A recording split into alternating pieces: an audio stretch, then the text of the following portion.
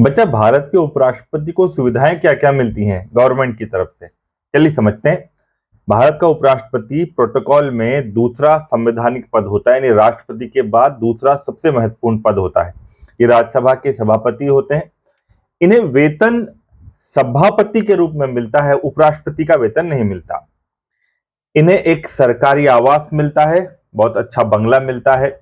अब आवास है तो कर्मचारी भी चाहिए, तो इनके इनके बंगले की देखरेख के लिए, गार्डन के लिए, किचन के लिए सहायक कर्मचारी, सभी तरह के इनको नौकर चाकर मिलते हैं। इनको एक बुलेट प्रूफ गाड़ियां मिलती हैं और Z+ की सिक्योरिटी मिलती है 24/7। ठीक है, 24 घंटे इनको सुरक्षा मुहैया कराई जाती है।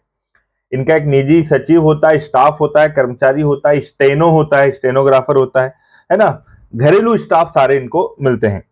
फिर इनको एक ऑफिस मिलता है, वाइस प्रेसिडेंट ऑफिस मिलता है, और संसद भवन में इनका एक अपना चेंबर होता है।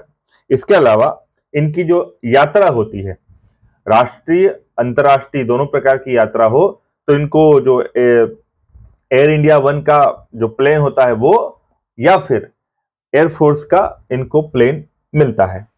यदि वो निजी यात्रा पर भी जा रहे हो ना, तो भी हम भारत सरकार उनका खर्चा वहन करती है।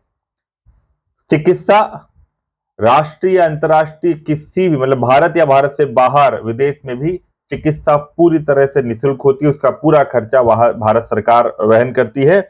और इन्हें वेतन मिलता है बच्चा 4 लाख रुपए प्रति माह। और यदि वो रिटायर हो गए या उनके पद त्यागने के पश्चात उनको पूरी सैलरी का 50% जो है वो पेंशन मिलता है।